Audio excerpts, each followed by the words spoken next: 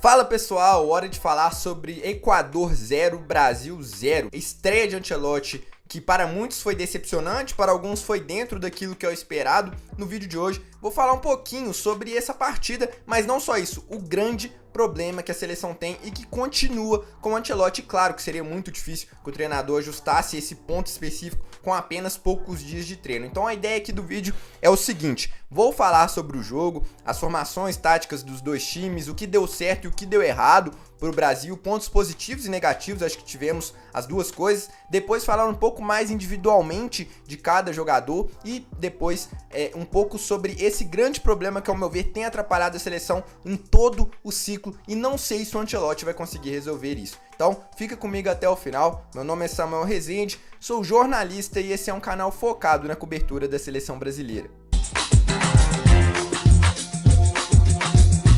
Antes de entrar a fundo no tema do vídeo, peço a sua inscrição se você é novo por aqui, conheça o canal, tudo sobre a seleção brasileira você vai encontrar por aqui e deixe o seu like, que é muito importante para que o YouTube recomende esse vídeo para mais pessoas. Então, sem mais delongas, bora falar do jogo. O Brasil entrou a expectativa ali na formação tática do Brasil era muito grande, né? Porque o Ancelotti é um cara que varia muito e havia muito essa dúvida, pô, vai ser um 4-4-2, vai ser um 4-3-3, quem vai jogar pela esquerda, quem vai fechar a ponta pela direita, e eu acabei me surpreendendo pela tática usada pelo Ancelotti, porque variou dentro do jogo em vários momentos, mas ao mesmo tempo eu não consegui identificar muito bem qual que era a ideia do Ancelotti com esse esquema. Bom, foi com bola, foi praticamente um 4-3-3 bem básico mesmo, né? Aí o Casemiro fechando por dentro, um pouco à frente o Bruno Guimarães e o Gerson, o Estevão pela ponta direita, o Vinícius pela ponta esquerda. Só que em muitos momentos isso acabava virando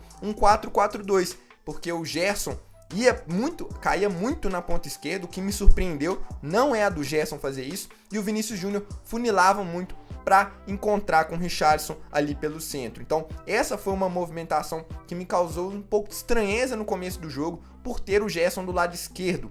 E também, ao meu ver, faria mais sentido você deixar o Vinícius Júnior aberto, por mais que o Vinícius tenha ficado muito na ponta, em vários momentos virava um 4-3-3 com a bola, e no momento de marcação o Brasil tentava jogar ali num 4-1-4-1 em algumas vezes, em outras também virava um 4-4-2, porque o Gerson fazia o lado esquerdo. Então essa movimentação do Gerson, ao meu ver, não ficou muito boa. Não sei se o Ancelotti não conseguiu passar, se o Gerson não fez aquilo que o Ancelotti fez, se o Gerson ficou torto, porque geralmente ele joga pela direita e na esquerda eu achei ele um pouco torto.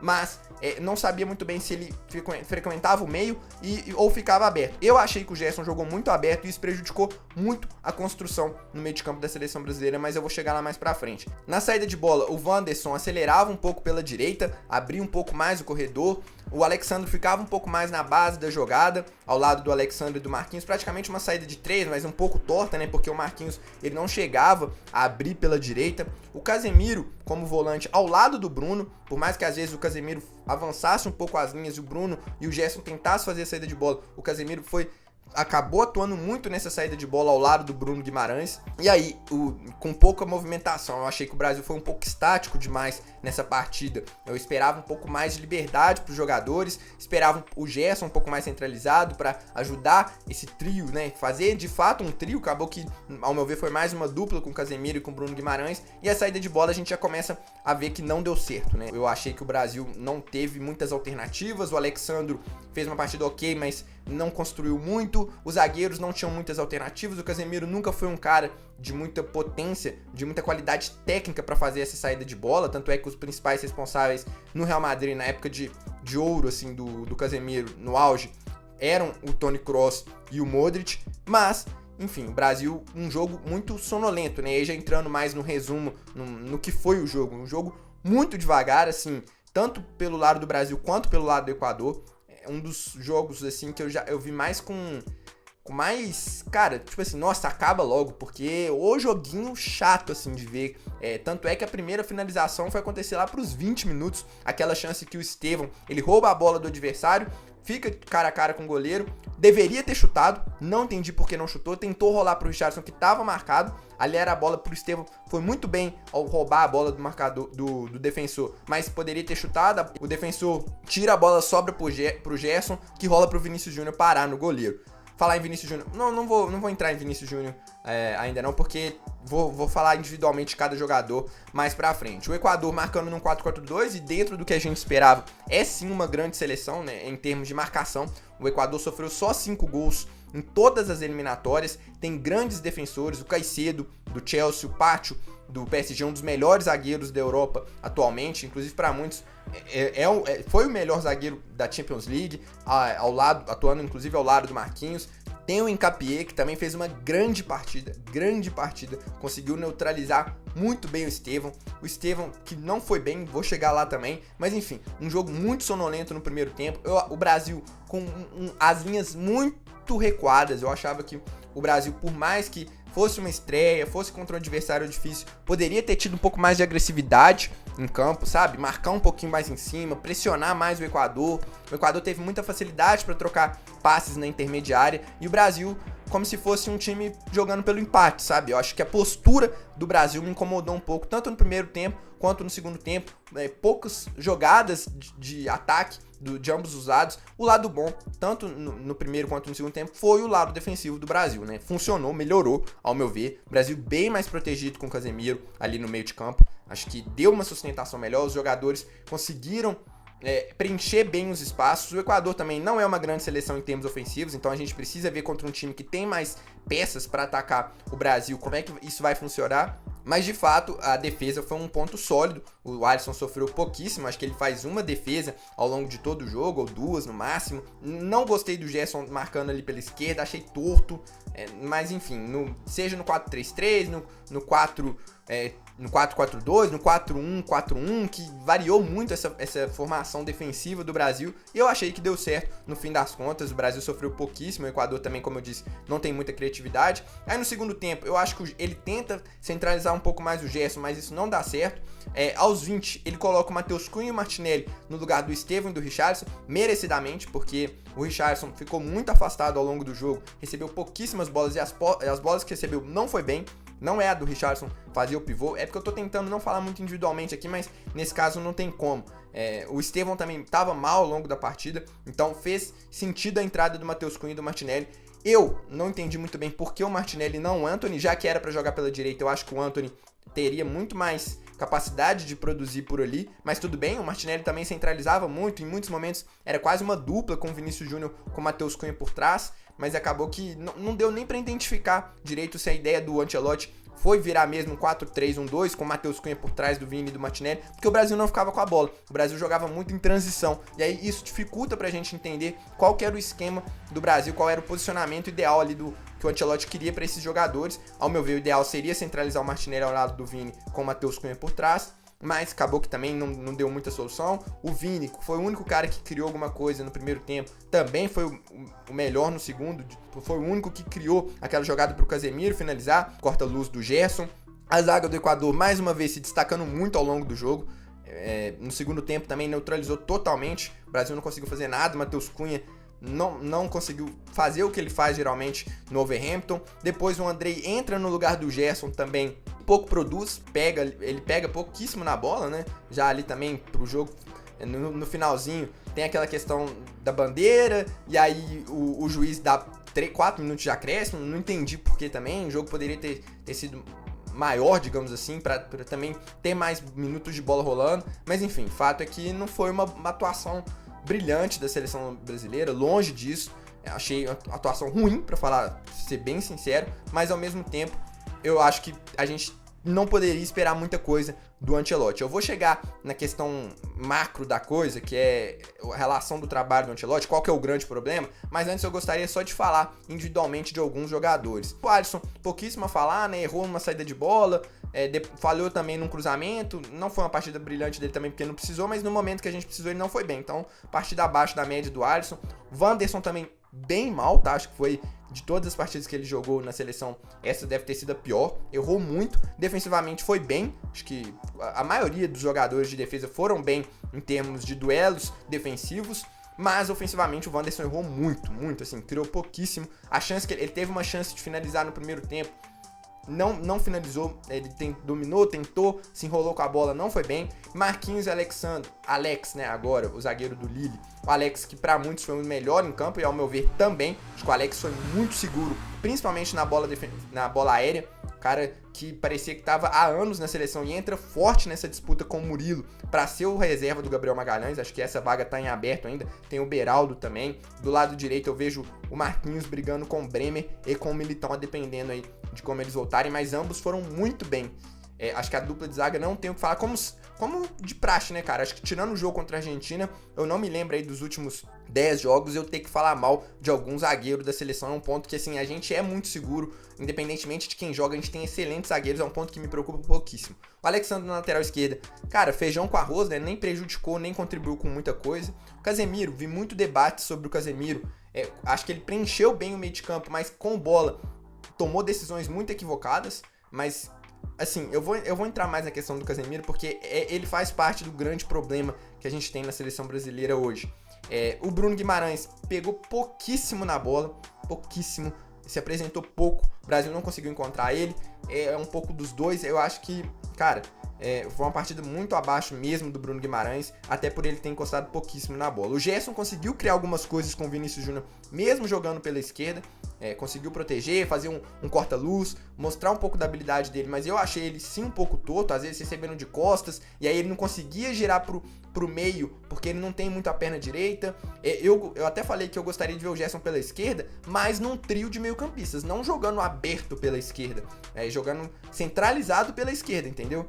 Como se fosse esse terceiro meio-campista, assim, né? Ele jogando aqui, mais ou menos, como se fosse o Toni Kroos do Real Madrid, né? Digamos assim, sem querer comparar a qualidade do jogador, mas só o posicionamento. Mas não foi isso que a gente viu. O Estevão, partida péssima do Estevão, muito nervoso aparentemente. A primeira partida dele como titular da seleção não foi legal. Acho que ele pecou muito em tomadas de decisões, como aquela lá que ele poderia ter finalizado. Não foi bem mesmo.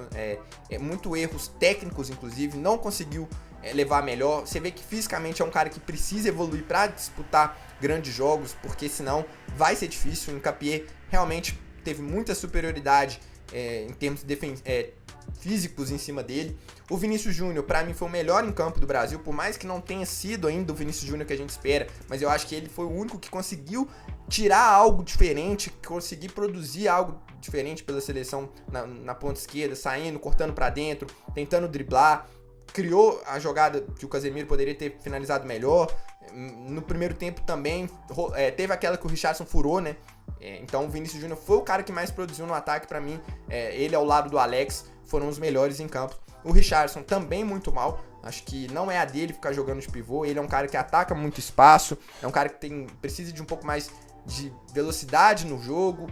Enfim, quando teve a chance não foi bem. Acho que você vê claramente que ele tá precisando de ritmo de jogo. Voltou agora de lesão. Acho que ele ainda não está no momento ideal dele. Inclusive, não sei se eu manteria o Richarlison e o Estevão como titulares pro jogo contra o Paraguai, mas isso é papo para outro vídeo. Mas foi muito mal. E aí entram o Matheus Cunha, Martinelli e Andrei no segundo tempo. Acho que o Andrés entra no finalzinho também. O Andrés não dá nem para avaliar. E eu acho que esses três também jogaram aí 15, 20 minutos, né, mais ou menos. Não tem muito a falar, sinceramente. Acho que o Martinelli poderia ter recebido uma bola, né, que o Bruno ele força no Vini, o Martinelli estava livre na ponta direita. Ele até se movimentou bem, mas também não conseguiu criar muitas jogadas. O Matheus Cunha, mesma coisa, acho que não conseguiu mostrar o potencial que ele tem. Acho que ficou meio confuso ali qual que seria o posicionamento dele. Enfim, não. E o Andrei também não pega muito na bola, preenche ali bem o espaço. Você vê que ele é um cara de mais de jogo curto, eu acho que isso pode ser bom para a seleção brasileira. E aí eu começo a entrar no grande problema da seleção, que ao meu ver é a falta de controle no meio de campo, cara. Isso é desde o Fernando Diniz, desde o Dorival. E eu achava que com 3 volantes isso ia melhorar, mas o posicionamento do Gerson não foi bem um trio de volantes. E ao mesmo tempo, o Bruno, o Casemiro, são caras muito verticais. O Casemiro não tem qualidade para ser esse refino mais técnico. O Bruno é um cara de muita qualidade técnica, mas você vê que o estilo de jogo dele, eu não sei se realmente vai dar pra continuar sendo ele na seleção, porque é um cara que acelera demais, é o tempo inteiro visando o jogo vertical. E beleza, em determinados momentos isso é positivo. Pro Newcastle, por exemplo, dá muito certo, mas no Brasil falta um cara de pausa. E aí que tá. Eu não sei se o Ancelotti vai conseguir resolver esse grande problema, e nem esperaria que resolveria com 3 dias de treino. Isso é totalmente normal. eu vou chegar lá, mas a gente não tem um meio campista igual o Vitinha, igual o João Neves, igual o Pedro, igual... deixa eu ver quem mais aqui, sei lá, o Xavi, sabe? Esses caras, Thiago Alcântara, todos esses caras, assim, que foram grandes Kimmich, todos esses são meio-campistas que conseguem ter um pouco mais de controle. O Brasil não consegue trocar passes no meio de campo. É impressionante.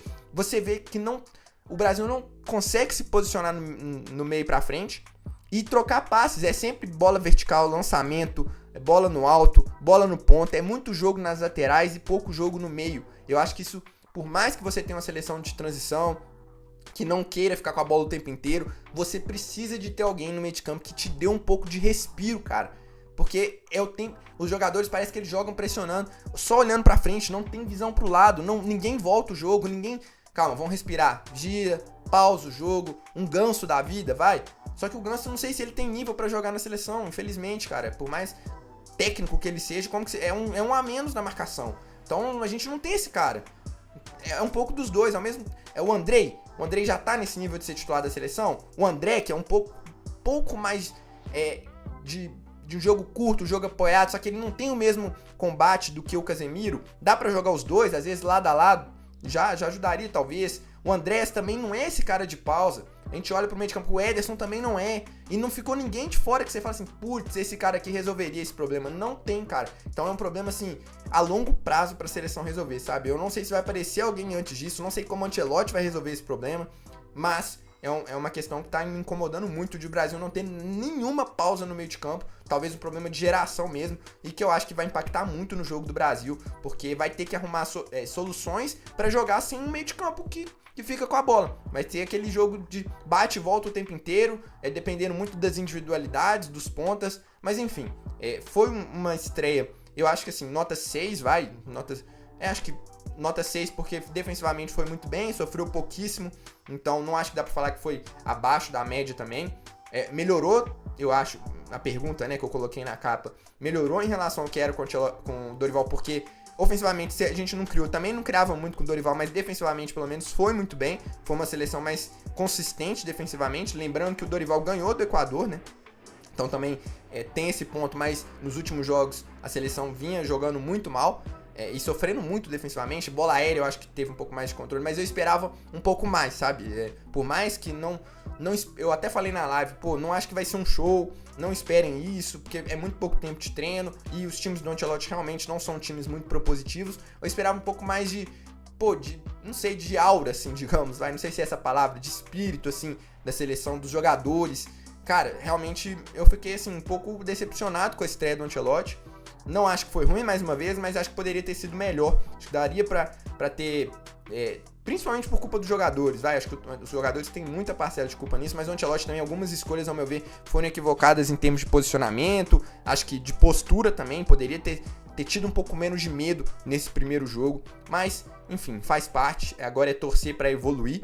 Nesse momento, a gente tá muito atrás de times como Argentina, Espanha e França, por exemplo, que ao meu ver, Portugal também, até talvez a Alemanha acho que não, acho que tá mais ou menos na mesma coisa, mas a gente vai ter que lutar muito para evoluir com o Ancelotti. Tomara que contra o Paraguai a gente tenha um pouco mais de jogo ofensivo, com a volta do Rafinha, talvez a entrada do Matheus Cunha, talvez ele mude a formação tática, espero que sim, porque desse jeito aí não funcionou legal, mas enfim, quero saber a opinião de vocês. Deixem aí nos comentários qual a opinião de vocês sobre a estreia do Ancelotti, o que dá pra melhorar, o que foi ruim.